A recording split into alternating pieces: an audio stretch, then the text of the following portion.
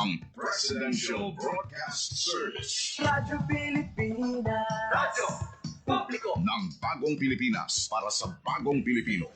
Naghahatid ng mahahalagang balita at impormasyon na guugnay ng pamahalaan sa sambayanan. Tulay sa himpapawid ng serbisyo publiko. Radyo Pilipinas. Radyo Publiko. Ang boses ng Pangulo. Sa Iloilo, Radyo Pilipinas. 585 AM. Oras sa Radyo Pilipinas, alas 9:04 sa aga.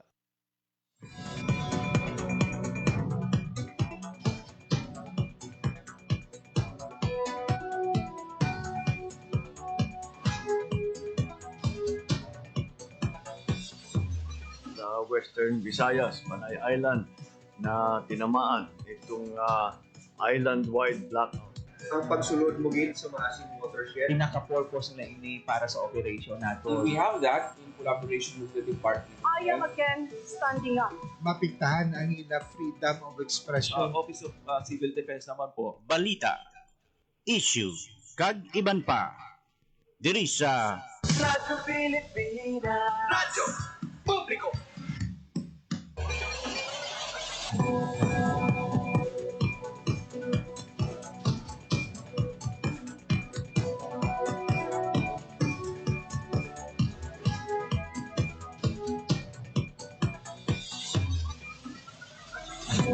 Mayong aga Pilipinas, mayong aga Western Visayas. Siyudad kag probinsya sa Iloilo kag kutob sa Balabutan sang amon pagserbisyo. Di gamaan nga bahin sa kalibutan, nagahatag kami sa katahuran. Maayong aga, good morning sa inyong atanan. Mabiyan, welcome si Sir Mark Edisyon sa pagpanagan sa programa Balita, Issue kag Iban pa. Adlaw kita karon sa Miyerkules, Oktubre 1, tuig 2025. Hindi na mabiyan ang 11 sa limatanan ka Miyerkules. Karon nga ikapulo nga bulan sang tuig 2025. Imbukad ang adlaw sa bulan sang Oktubre. Tatlo ka bulan na ginamang mga biyan ang nabilin kag mag-say goodbye na kita sa tuig 2025. Di basta-basta naglalabay nga bulan sang Setyembre, umalin sa mga makusog nga bagyo. 2 hours before the end of September, may palagas pa nga mabaskog nga pagtayo, 6.9 magnitude nga linog dito sa Bogo City sa Cebu. Kaya nasambit nga pagtayog, nabatsagan tub-tub diri sa Isla Sang Panay. Mabiyan ako ang inyong alaga, JP Herbas. Hulog na kita until 9:55 in the morning. Sa pagdulong sa mga balita kag impormasyon nga ato natipon gikan sa naituhay nga mga ahensya sa gobyerno sa rehiyon, subong man sa aton sining nga mga lokal nga panguluhan diri sa Isla Sang Panay, Guimaras kag sa probinsya sang Negros Occidental. Sa aton mga sukit tagpalamati all over Western Visayas, probinsya sa Baclan, Antique, Capiz, Guimaras, Iloilo kag Negros Occidental, maayad-ayad gid nga aga sa inyong nga tanan. Kinatama naman sa isa ka med-ayad nga aga ang tanan nga mga overseas Filipino workers and Filipinos living abroad. Kaya nag-upod sa aton sining nga pagpangalagad.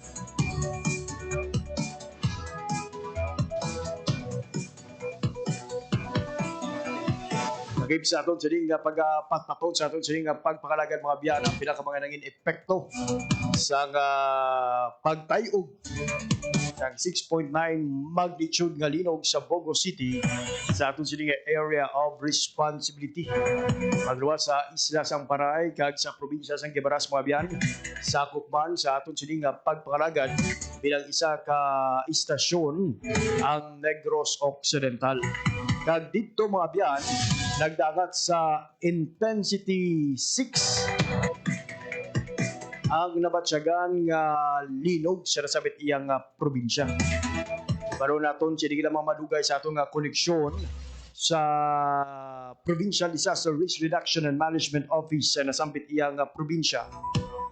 Ang ila sining mga na-record nga mga epekto. Ila bala ka mga area ang nag-suspende sa klase, nagbatuman sa work suspension, kag may mga reported damages na bala sa infrastruktura. Ila aton nga hibaloon mga biyan sa di lamang madugay. Samtang magduwa sa lino, ginabantayan man karon sa aton sining gobyerno ang low pressure area na may posibilidad na mangin isa ka bagyo. May mga pag-ulan mga biyan nga experiencehan kaina sang aga, even actually kahapon o pila na ka mga area diri sa aton nga rehiyon ang naka-experience sa iya sang madamo nga pag-ulan, madulom nga kalangitan,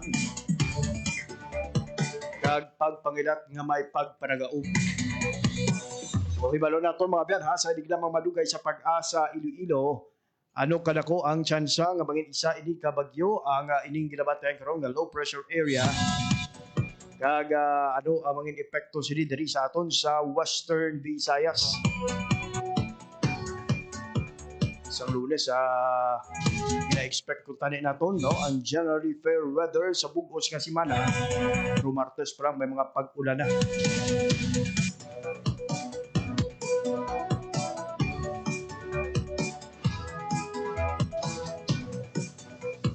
Oras sa Radyo Pilipinas, mga biyan, alas 9:10 na sa aga sa sininga oras. Kaupo natin sa piyak na linya. We have Sir Charlie Depras, ang DOST Pag-asa. Sir Charlie, good morning. Yes sir, mahingaga na ngayon aga sa tangatag Palamatis sa Radyo Pilipinas. Yari pinakaling lakas ng panahon karon nga adlaw, Oktubre 1, 2025. Alas 10 kina sa aga, uli na sipatan low pressure area. Pinabulabata base sa Taradya, Binapon data. Yan sa 180 kilometro na silangan sa nabagatan ng silangan sa Luzon. Samtang easterlies naman ang nag-apekto sa nabilin ni Bayan sa Pusod. Ang Western Visayas, particular na ang sulat ng Lino, karon nga daw, magapaibabaw kan sa Magalomon, Dr. Magalomon niya kalangitan. May mga chances sa mga isolated ng mga pagulan pagpangilat pa nag-uog lalasin ng easterlies. May natugtog makasarangan naman niya hangin. Magkali na bagatan na silangan pa na bagat na nakatungdan, kadalasang makanay tugtog makasarangan yung pagbalon sa kadagatan. At sa ato temperatura, nasa 25 Oktubre 31 degrees centigrado. Adlaw nag-aabot lang alas 5:30 mabigay na sa aga, nagatulong alas 5:40 karon sa hapon. Sige man pinakaling lakas ng panahon, giga diri sa Iloilo Pag-asa, Charlie Depras. Sir Charlie, may we know ang ining ginabantayan, sir, nga low pressure area, how likely nga mag-develop ini sa isa ka bagyo? Yes, continuous monitoring kita sa nasambit nga LPA as of now, ang mataas ang chance nga magka-develop ini ang tropical depression sa masunod nga 24 oras. Kaga the moment, sir, nga magangin isa ini ka bagyo, ano ang igatawag ini sa nga Pag-asa? Yes, pag nang isa ni ka tropical depression ini pagkatagaan sa local na nga Paolo. All right. Sir, sa subong no, while waiting no nga posible sang nga maging isa ini ka bagyo, ang ining low pressure area, sir, nagadala na ini sang pag-ulan diri sa Western Visayas. Yes, ang ini nga LPA sa karon wala pa ni direct na epekto diri sa Western Visayas. Ang mga pag-ulan na experience naton dala ini sa easterlies. Pwede pag-ulan diri nagadala sa mga pag-ulan diri sa aton ilabi na sa aga muna sa kahaponan may mga patches sa mga pag-ulan lalo na diri sa may Western Visayas. I see. As it moves closer sa aton sining Philippine Area of Responsibility, sir, ang ining posible mangin bagyong Paulo, what will happen sa aton sining rehiyon sa masunod nga 3 adlaw?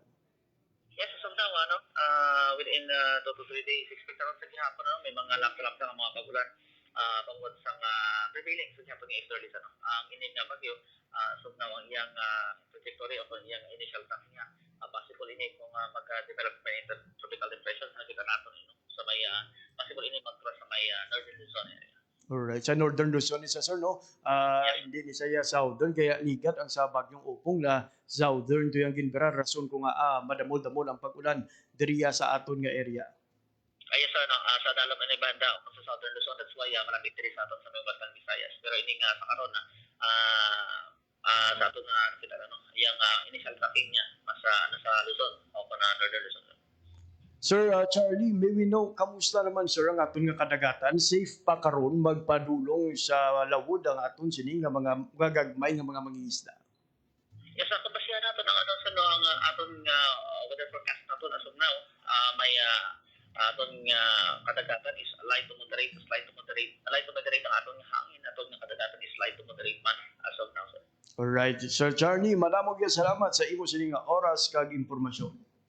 Welcome, sir. May aga sa Yan ang latest update sa lakat sang panahon gidulong sa aton sa Pag-asa Iloilo.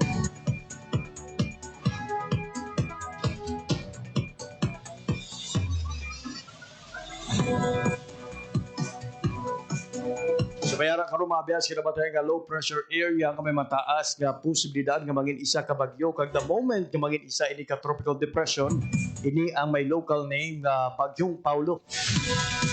And based sa iya sining nga initial trajectory mabiyan posible ini nga maglabay sa northern Luzon. So sa aton sining nga makuturan sa mga bahin sa Cordillera o na Ilocos region, we pray good for your safety.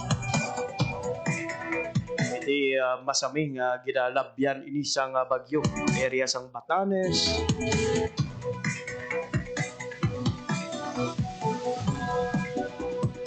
Samtang dari sa Western Visayas mga biyan ha, posible sa gihapon ang mga pag-ulan.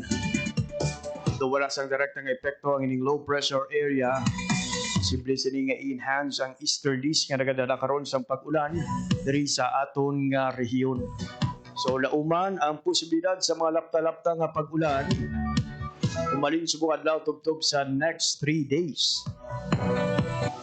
Sa mga kauturan naton gayara sa mga flash flood and land prone areas o mga landslide prone areas mga berti subong nga daan nga sunod-sunod ang pag-ulan bumok na ni katama ang mga duta. So kung may posibilidad pagid mga biyan sa mabaskog o kung mamunog nga pag-ulan posible ini nga mag-trigger siyang landslide. So better be safe. Daw kung feeling ninyo daw peligroso na sa inyo sining lugar, hindi na pagulatan nga padulungan pa kamo siyang inyo sining local DRRMO kamo na mismo ang magpangita sa paagi nga makasaylo sa mas safe na lugar. Alas 9:10 isa aga pag-kuhaon naton ang aton sining mga updates naman gikan sa Provincial Disaster Risk Reduction and Management Office sang Negros Occidental.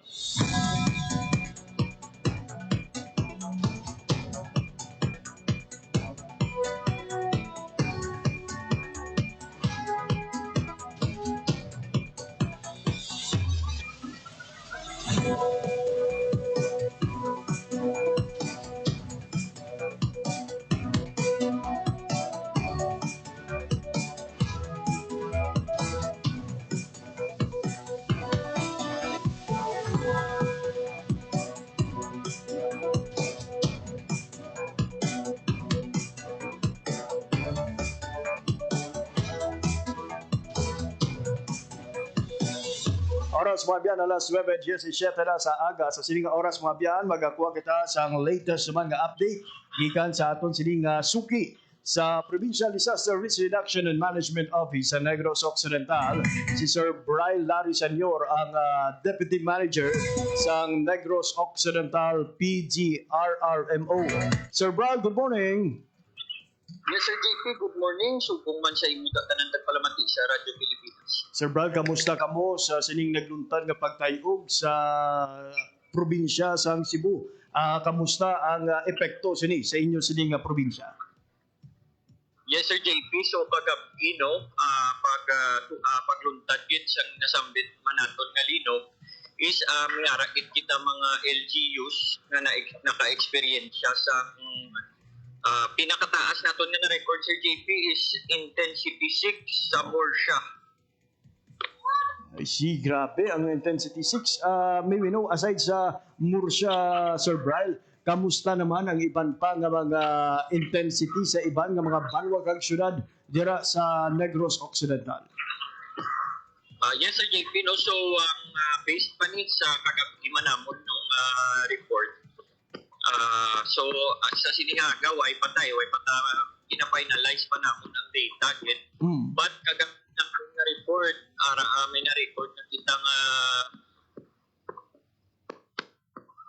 Intensity 6, amo to more siya kag Manapla, Sir JP. Subok naman intensity 5 sa Calatrava, Himamaylan, Hinigaran, Moises Padilla, San Carlos, Toboso, Talisay, kagato na highly urbanized city which is Bacolod City. Intensity 4 naman ang na-record sa Bago, Cadiz City, Kawayan, Ilo, Cabancalan, La Castellana, Pontevedra, kag iban pa nga parte man sang Binalbagan.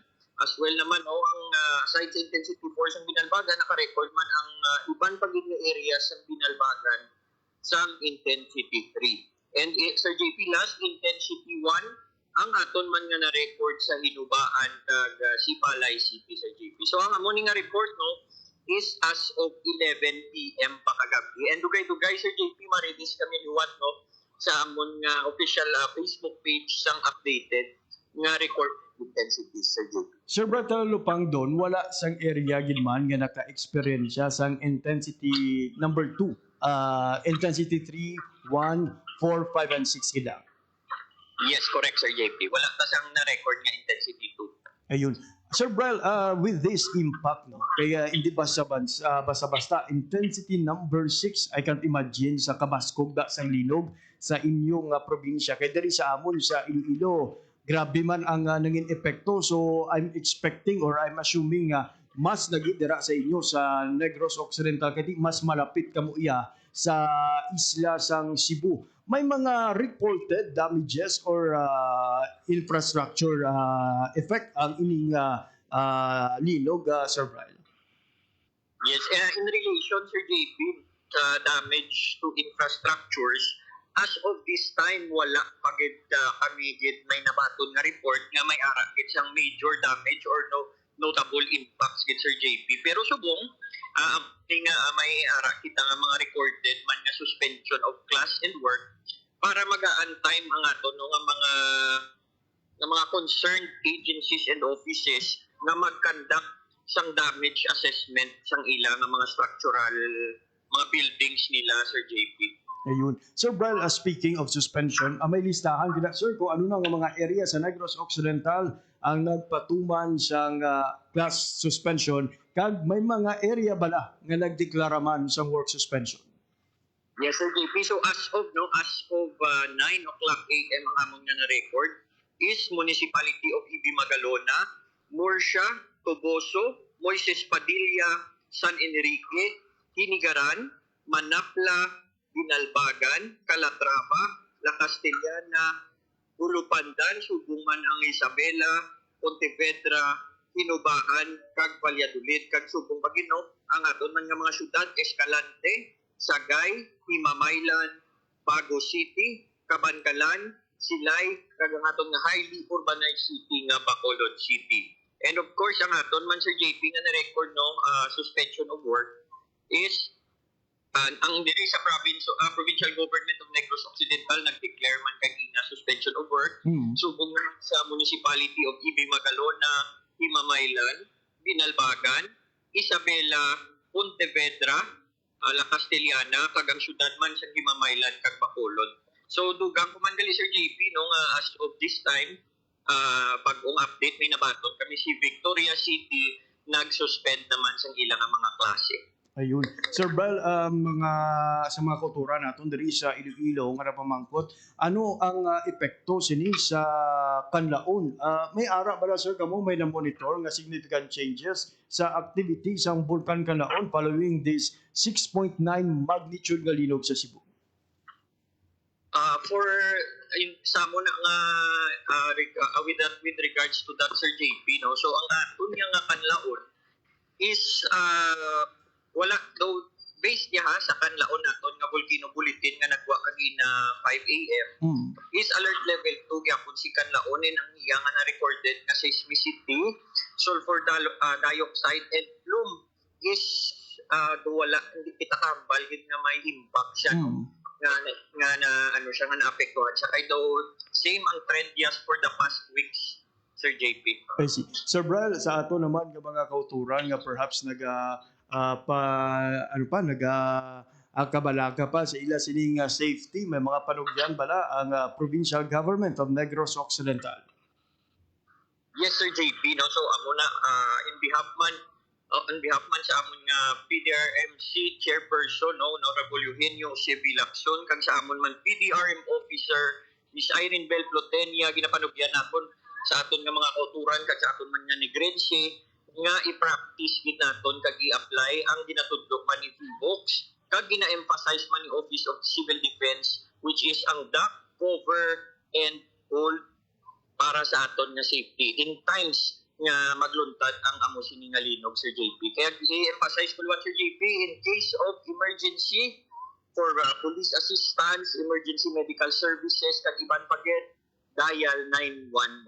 Ayun. And lastly, Sir Bel, no, hindi na ito mapaktan update kung saan o ang linog magluntad sa aton sini nga lugar. Pero talalo pang doon ang aton sini nga mga Provincial Disaster Risk Reduction and Management Office, our CDRMO, MDRMO, even ang mga eskwelahan, may mga nakaschedule iya nga mga earthquake drill. Ano nga aton sini nga imbitasyon sa tanan nga mga Negrense nga upod gid kag hindi pagbaliwalaon ang ining mga drill nga ginahiwat sa aton sini nga mga DRRM. Yes, correct, Sir JP. No? So, ang relative man no, sa mandog sa Office of Civil Defense is quarterly gakandak kita sa National Simultaneous Earthquake Drill, which is siya every quarter. So, sa isa ka tuig ka-apat din naton i-conduct, no? Which is ang last earthquake drill namon, ang Provincial Government of Negros Occidental nag-participate yun sa amon nga activity. And ang amon nga activity, very important yun, Sir JP, kaya rin nato no, ma-practice ang pag-perform siyang duck cover and hold hasta na sa evacuation protocol kag post-evacuation procedures. So, diri ni siya, Sir JP, gina-highlight pagit ang importance gid kag ang gid ang mabulig sang amon nga earthquake drill sa aton man nga safety, Sir JP. Ayun, Sir Bral, for your time and information hatag sa Radyo Pilipinas. Madamo gid ka salamat. Stay safe, sir, kag padayon. Thank you, good Sir JP. Good morning.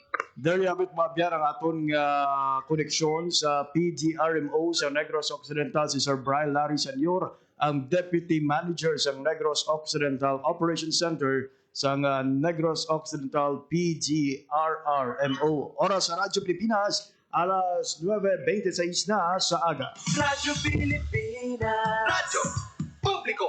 Radyo Pilipinas. Sa aton nga pagbalik mabiyan, dugang nga mga update gikan sa aton naman nga mga kaupdanan sa Radyo Pilipinas News Team. Nga mga update mabiyan sa mga nunaytuhay nga mga ahensya sa gobyerno, lokal nga panguluhan diri sa Panay, pagkatapos lamang sang pila ka pahanumdum. Ang zero balance billing. Libre po. Ibig sabihin, ang serbisyo sa basic accommodation sa ating mga DOH na ospital, wala nang babayaran ang pasyente. Po, ang dami pong challenge, hindi po namin alam kung saan namin kukunin, ganon, nag-iisip kung paano namin mababayaran. Siyempre po, masayang masaya, super saya po dahil na zero billing po kami. Opo, malaking ano po talaga, malaking tulong po. Mabilis lang din po. Bayad na ang bill ninyo. Uulitin ko, wala nang kailangan bayaran ng pasyente basta sa DOH Hospital dahil bayad na po ang bill ninyo. Naiyak ako kasi sobrang saya. Maraming salamat po, Mr. President Bongbong Marcos Jr. Hindi kami nagkamali ng taong ihinalal. Oras sa Radyo Pilipinas, alas 9:27 na sa aga.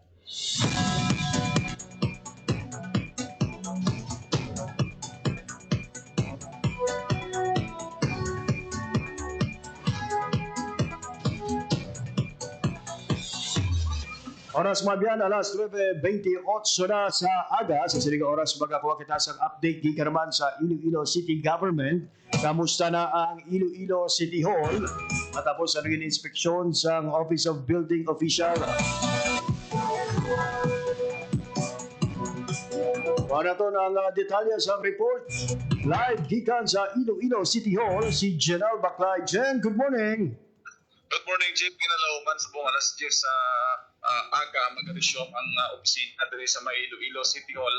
Kasunod sa mando sa aton sining alkalde ni Mayor Raisa Treñas. Kaya na sa aga nagpatigayon sa inspeksyon ang grupo sa Office of the Building Official, City Engineers Office sa pila ka bahin sang edifisyon no sa Iloilo City Hall ang mayong plita bangod intikdara sang ubo nga safe ang building. So silingon may ini no isa ka maayong senyales, good sign nga wala dapat kabalakan ang aton sining mga empleyado ko mga magatransact sang ila sini nga mga transaksyon sa Iloilo City Hall. Pero nagkadto kita sa entrance sa City Hall, Jake, sirado pa ang main entrance kaya ang mga empleyado kung makita mo da sa atong video ara sila sa talong nagahulat sang go signal. So both gates sa City Hall main building kag sa legislative building ang natigayon ng mga inspeksyon. Actually may ara sing sesyon subong ang aton nga mga konsehal kag may mga konsehales kita nga nakitaan kay gina didto nga nagahulat sa entrance ng legislative building para sila ang makasulod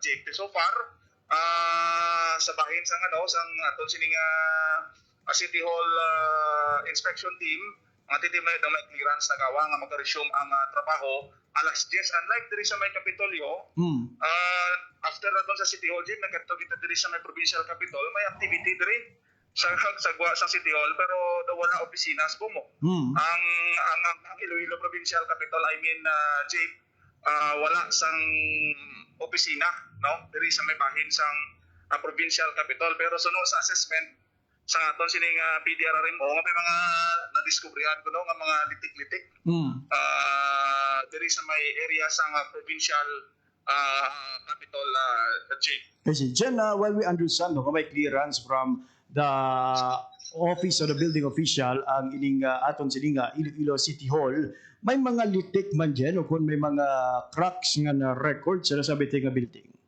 So far na wala pa sa mga pictures naging pagwa no sa aton sining office of the building official na wala sang nakitaan nga mga major na mga litik sa sulod sang Iloilo City Hall. Pero of course kung tanaw naton hindi man gid sila in a span of 1 to 2 hours maubos nila ini check. Pero initially sa mga major nga mga structures na wala man sa nakitaan nga dalagko gid nga mga damages so far ang office of the building official Jake. Jen, we understand ba no nga diri nga area sa downtown area madamo sa mga old buildings iban sila di isa kagatos na katuig nga nagatender diri sa syudad. Maybe no natala naman ini Jen bisitahon sang aton sini nga opo kag City Engineering Office.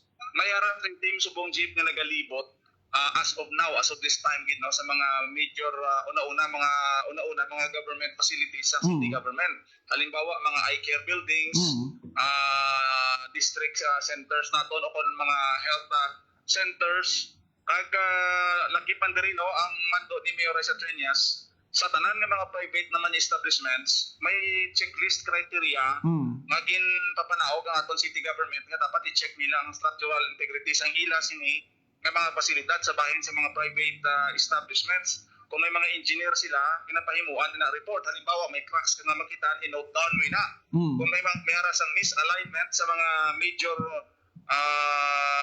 infrastructure nila, i-record mo man nila, no? Kaya kung ano pa nga nakitaan, nga daw masiling nato nga hazardous o kung pwede nga mag-post ang threat, himuan nila sa report kaya ginapasabit sa numero nga ginahatag sa atong siniya nga Iloilo City Government for assessment Jen, balikan nato na isa mo na kaging padulungan ang Iloilo Provincial Capital. May cracks dyan, no? May mga reported nga mga damages sa nasamit nga building. Sa nga pagpahig sa PDRRM no, may mga drone shots sila nagina, may mga drone sila nga palibot diri sa aton siniya nga Capitol. Initially may ara no, may ara nga mga cracks nga mga nakita. Kag isa man ni sa rason nga gin-suspend na yang ang opisina diri sa Capitol mamangkot na dibla. Sir, wala office no, wala office sa sulod no, whole day ongoing pang ongoing. Sa third floor subong ang inspection team. I see. From ground floor, second floor to halin sa babaw papanaog ang inspeksyon na ginapatigayon sa ato sa mga PDRRMO. Pero may mga employees di nga siguro ba ang PDRRMO ya sila ang naga-check it ang aton siniya nga building jeep kag ongoing pa sa sini nga mga diri sa may bahin sang provincial capital. So kung tanawon mo ang aton nga provincial capital to anom hindi ka panalgan ara sila sa third floor subong alin sa babaw panaog no ang ining ginaobra nga inspeksyon subong sa aton siniya nga PDRRMO jeep. I see. So may initial findings na no nga may mga cracks and other reported damages dira sa provincial capital. As early as now hindi ta pa matulid dyan kung safe pa ini sa publiko nga sundan ang aton sining nga Kapitolyo kag kung may magapabilin bala ang suspensyon buwas nga daw. Wala pa so far sa official nga statement kaya ongoing pang assessment. Ang kaya unique diri kay pagkato naton wala opisina pero may ara gali sang Farmers and Fisher Folks Week subong nga ginasaulog from October 1 to 3 diri galing sa Capitol grounds. So sa idalom sang Kapitolyo may programa diri may set up diri ngaton ng mga farmers sa ilang nga mga produkto. So allowed nang iniya diri sa kuha kay ari ding parking area, ari di ang lobby may activity diri no pero sa sulod bawal gid magsulod no ang aton sini nga mga kauturan kay pangod na ongoing sa subong ang inspeksyon sa provincial capitals Jake. Aning aktibidad dyan, ano siya? Trade fair ni sa dyan? Yan isang sang mga farmers, no? Farmers and Fisher Folks Week 2025, no? Tamo di baligya sa buong gani sa Gwa, sa Kapitol. May mga ano dre, do pareho sang sang merkado lokal man na. Daw ala ka diwa ni. Nga mga baligya. May ganito, may budol fight to. May kakasag di kag shrimp. Ano ni sir libre ning yala? Pa set up ka on mga sir. May activity man this no? Oo. Farmers and Fisher Folks 2025 as council. Nakansel ang mga iba niya activities like ribbon cutting, sugaling hari na niya mga food. Ako na lang naging sige nga activity. Budol fight this niya na presentation per district. Yep. So galing bisan nga after linog chief may mga iban na mga activities nga mga ceremonial siguro nga mga activities in paiway ng mga ribbon cutting kasubong sina pero ang budol fight ni nga isa sa mga event halimbawa 5th district ano ang mga ginapabugal nga produkto Jay areyo may kasagdi may lokon may adobo nga Bisaya nagkalain-lain nga mga produkto nga gina-display subong sang mga farmers and fisher folks naton na Jay. Ayun. So sa aton sining makauturan padulungan tara karon dyan kay knowing nga wala sang opisina subong sa provincial capital basi malipatan bala sa iban nga may ara dagali aktibidad iya sa Iloilo Provincial Capital Ground. So tiwala na karon dyan nga mga picture ang ila sing aktibidad para bisan pa paano despite the cancellation o suspension sang trabaho pagadugukan Japon ini sa mga Ilonggo. So kahamot sa pagkaon ni gani sa may capital. Pero so far good weather, fine weather ang sitwasyon diri. Mura na ginasirado lang ang Kapitolyo kay ongoing pangining inspection. Ika na gid naman diri sa Iloilo Provincial Capital General Baclaay, Radyo Pilipinas, Radyo Publiko. Radyo Pilipinas. Radyo Publiko. Radyo Pilipinas. There you have it, mabiyan, ang latest nga update gikan sa Iloilo City Hall kag Iloilo Provincial Capital angkon sa siningga ginahiwat karon nga pag-inspeksyon sang mga edipisyo sa Kapitolyo kag sa aton sining City Hall kasunod sa nagluntad nga magnitude 6.9 nga linog didto iya sa Bogo City, Cebu. Pakita na ato mga biyan sa social media ang naging epekto sa nasambit iya nga linog particularly sa epicenter sini sa Bogo City. Kaga posible mga biyan nga pila pagid kabaga edipisyo sa nasambit iya nga lugar ang may mga issues na karon bangod sa sining pagluntad sang makusog nga pagtayog. Nagdariya sa bahin sang syudad, as per report ni Janelle Baclay mga biyan sa Iloilo City Hall, safe na nga pagbuksan sa publiko. So liwat na nga panumbalik alas 10 sa aga ang operasyon sang aton sini nga Iloilo City Government. Pero sa bahin sang Kapitolyo nagapadayon pa karon mga biyan ang ila sini nga monitoring. But unfortunately, based sa initial inspection mga biyan, may mga confirmed na nga cracks or damages sa nasambit iyang government building. So higinahibalo pa naton mga biyan ha kung iga-recommenda bala ang suspensyon sa trabaho buwas nga daw. And what will happen sa mga areas sa Kapitolyo na may ara mga biyan sa recorded ng mga cracks or damages. Alas 9:39 sa aga. Sa bahin naman sa Department of Trade and Industry o kung DTI Iloilo kag DTI Regional Office.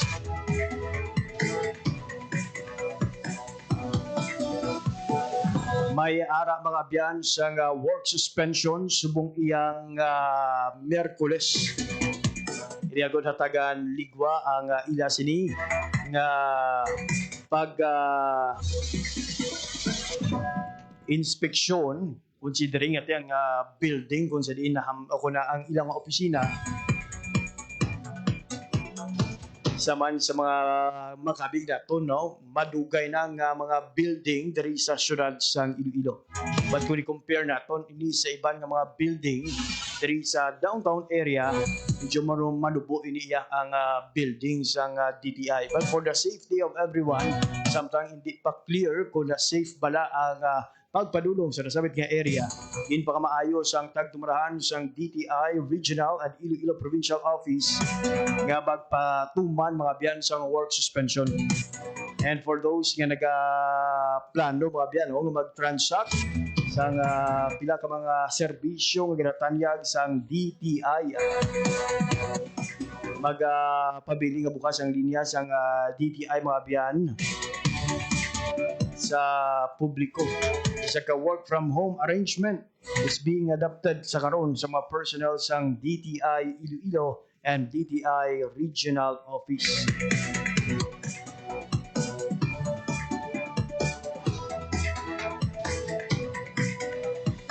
Alas 9:41 na sa aga sa aton nga pagparumbalik mga biyan, duga nga mga balita kag impormasyon pagkatapos lamang isang pila ka pahanum.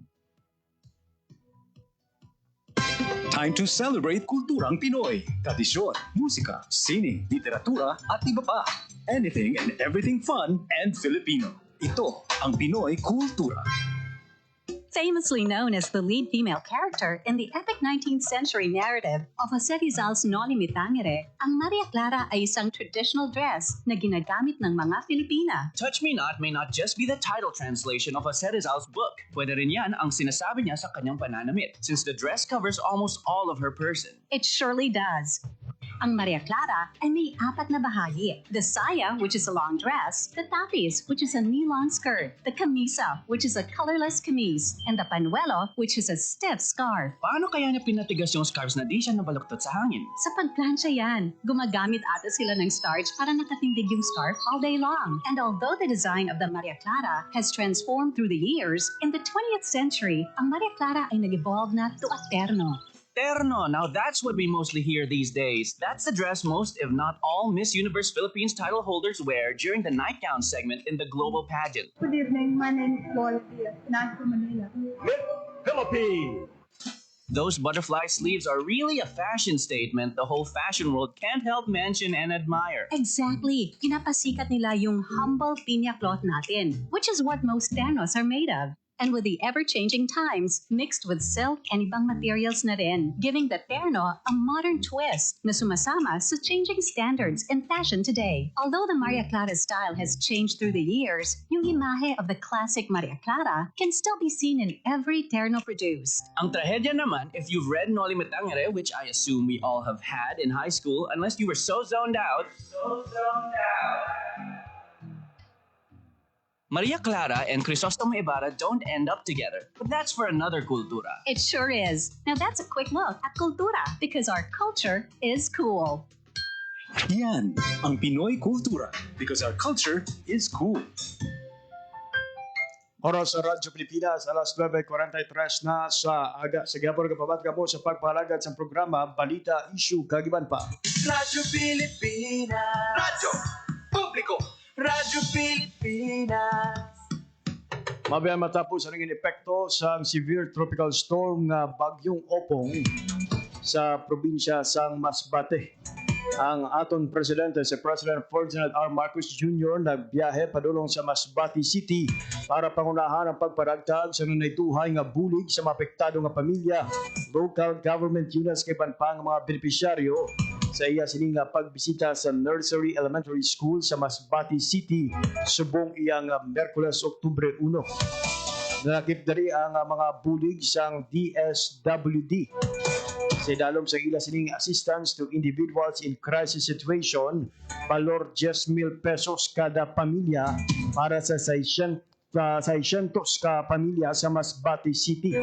Kagtag duwa ka cheque totaling over 34.8 million gikan naman sa Department of Labor and Employment para sa Provincial Government of Masbate. Agon nga ipatuman ang livelihood assistance kag tulong panghanap buhay sa ating disadvantaged workers nga ginalauman makabenepisyo sa 6,455 ka benepisyaryo sa 11 ka banwa. Nag-turnover man si President Marcos Jr. sang duha ka Starlink units sa Nursery Elementary School. Samtang sa iya sini nga pag-oversee sa pagparagtag sa mga dugang financial assistance, tupad payouts kag bulig para sa mga government internship program, family food packs, hygiene kits, malong 10 ka metros nga laminated sacks kag water filtration kits gikan sa DSWD. Magahatag man ini sang charity timba ukon mga balde nga may nanuay tuhay nga grocery items gikan naman sa Philippine Charity Sweepstakes Office ukon sa PCSO. Subong man mainit nga pagkaon sa mobile kitchen gikan naman sa Philippine Red Cross. Antes mabiyan ang pagpanagtag sa bulig. Gin-check man ni Presidente Marcos ang mga typhoon-affected families sa pila ka classroom sa evacuation center sa Nursery Elementary School. Kagin inspeksyon man sini ang school building na damage o kung naapektuhan sang Bagyong Opong. Sumagita naton sa video karon sang RTBM na nagasugod na mga biyano ang pagbaton sa mga benepisyo sang pila ka mga pamilya apektado sang sining naglabay nga bagyo. Samtang ang presidente nagpakighinon-anon mga abyan sa kay DSWD Secretary Gatchalian agod nga hibaloon kung ano pa ang mga bulig pwede ipalabot sa aton sining mga kauturan. Sa subong oras mabiyan pamatian naton ang mensahe ni President Ferdinand R. Marcos Jr. ng mga iba't ibang departamento na nandito upang magdala ng tulong dahil napakabigat ang pagkatama ng Opong dito lalo-lalo na dito sa Masbate. Marami pa tayong ginagawa doon sa nakaraan ng bagyo. Hindi pa tayo tapos doon sa nakaraan ng bagyo. Tinamaan na tayo ng panibagong bagyo. Tapos may lindol pa yata nung kagabi. Kaya't nandito kami lahat upang lahat ng pangangailangan ng mga na-displace, yung nawalan ng bahay, wala ng tirahan, ay mabigyan ng tulong. Unang-una, siyempre, ito yung nakikita po ninyo, meron po tayo galing sa DSWD. Nandito po si Secretary Rex Gatchalian ng DSWD. At nauna na siya. Nauna na siya nung kahapon pa yata. Nung May 1, nandito na siya. At nakapagpadala kagad nitong ating food pack. Meron tayong family food pack, food box. Ito, yung nakikita ninyo, pamimigay natin sa lahat ng mga nangangailangan at tuloy-tuloy po yan. Hindi lamang ito yung nakikita ninyo sa harap ninyo, marami po tayo nakareserba dahil kawawa naman ng ating mga kababayan kapag hindi natin natulungan, lalong-lalo na sa oras na ganito. Andiyan po mga food pack, ang PCSO nagpadala rin ng kanilang sariling food pack. Meron din tayong tinatawag na hygiene kit upang meron kayong magamit para to keep yourself, para maging healthy naman kayo at para maaalagaan nyo, lalo na yung mga bata. Kasi pag nakikita ko itong mga evacuation center na ganito, ay nakikita natin ang nagsisiksikan ng tao at mabilis kumalat ang sakit kung sakali meron man. Kaya andyan din ang ating mga medical team ng Department of Health para tumingin at tiyakin na kayong lahat ay naaalagaan. Ngayon, tinignan po natin ang report sa atin naman ng ating kalihim ng DepEd, Secretary Sani Angara. Nakita naman natin na napakalaki ng sira na nandito sa mga eskwelahan at yan po ay maayos naman po natin yan within 1 month, 30 days. Dahil ilan ang classroom na nasira?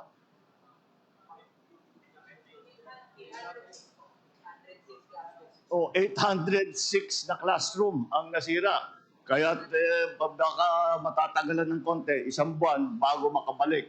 Ang pinakamalaking problema sa kasalukuyan ay yung kuryente. Dahil yun ang pinakakomplikado dahil hindi lang ganun kasimple na ipagkakabit-kabit mo ulit yung mga alambre. Kailangan tiyakin na hindi magka-problema. Pag inon yung kuryente, baka lumiyab, baka masira, baka mag-short. Kaya kailangan maingat na maingat, kaya baka matagalan ng konti. Ngunit nakapagpadala na tayo ng generator sa inyong ospital dahil kulang. May generator ng ospital pero kulang. Kaya dinamihan natin ang generator para mas maraming pasyente ang kayang tanggapin ng inyong ospital. Ngayon, dito sa relief naman, yung DOLE, meron silang programa, yung TUPAD, meron binigay, at yung ibang programa, yung GIP, yung, what's the other one? Nakapag-release na sila yung TUPAD para sa mga cash for work, para sa mga livelihood project, para naman makabawi ng 28 million na ang binitawan ng DOLE para sa ating mga naghahanap ulit na makabawi pagkatapos nga ng bagyo. Nag-instruction din ako dahil sa request ng governor ko nag-request, nag-instruct na ako sa DBM bago ako umalis ng Maynila na mag-download ng 100 million na LGSF para meron kayong immediate na magamit para sa pag-rehabilitation. Kaya po, patuloy po, huwag kayo mag-alala. Patuloy po ang suporta ng pamahalaan hanggat nangangailangan kayo. Kahit na matagalan tayo ng konti dahil hindi pa nyo naaayos ang inyong mga tahanan, nakasupport na kami. Kahit umalis kayo sa evacuation center, pero hindi kayo makauwi sa sarili ninyong mga tahanan, ay tuluyan pa rin magsusupply kami nitong family food pack. Ngunit, kung titingnan din nyo doon sa labas, meron na po tayong water purification, yung mga truck na nandyan, yung Love for All na purification, yun naman galing sa First Lady. At naiwan dito at nandyan ginagamit natin. Yung DSWD, para naman, mahirap naman yung kinakain ninyo, puro dilata. So, kaya naglagay po kami ng food truck para may mainit naman. Nandun may nakapila na. Bukod pa ron, meron tayong cash assistance. Dahil ang bawat pamilya ay iba-iba ang pangangailangan. Kaya hindi naman basta ito lang ang ating ibibigay. Siguro yung mga gamot ninyo, yung mga bibili yung baby na pagkain ng bata, lahat yan. Hindi lahat ng pamilya pangangailangan yan. Kaya magbibigay kami ng cash assistance. Nandiyan po, yung pumipila po dyan, yan po binibigyan tig sa 10,000 para may cash, may pera na magamit para sa inyong pangangailangan. Kaya huwag kayo pong mag-alala, hindi kayo basta't may iwanan na lang kahit na nakadaan na yung bagyo, nandito pa rin ang inyong pamahalaan. Hindi po kami aalis dito hanggang lahat ng evacuees, lahat ng ating mga tinamaan ng bagyo ay nakatayo na, nakaahon na. At yan po ang aming hangarin ay lagi makapagserbisyo pagka lalo na ganitong panahon na bagyo ay kailangan po natin talagang tulungan. Meron pa tayo ito, pang wifi ito, ibibigay natin po dito. Ito yung Starlink na sa satellite para meron tayong telepono, meron tayong email, magagamit po natin ang mga cellphone natin. Kaya yan po ay tuloy-tuloy naman po ang ating ginagawa at kagaya ng aking nabanggit, huwag po kayong mag-alala. At andito po kami at kung ano yung pangangailangan nyo, pagkain, gamot, cash, kung ano man, ay nandito po tayo para tulungan kayo. Kaya konting tiyaga lang po, wala. Ang mahirap dito, wala talaga tayong magawa sa panahon. At kung babagyo, kahit na anong gawin natin. Ang maaari lang natin gawin ay paghandaan, makapag-evacuate. Mukha naman nagawa natin, naka-preemptive evacuation ng probinsya. Pero medyo minalas ang Masbate. Dahil pagpasok ng Opong sa pool, talagang tinamaan ang pinakamalakas na tama. Meron siyempre yung ibang probinsya, marami, may tama din sila. Pero hindi kagaya dito sa naranasan ninyo, dito sa Masbate. Kaya dito po kami nauna at tinitiyak po namin na lahat po kayo ay suportado ng mga iba't ibang ahensya ng ating pamahalaan. Kaya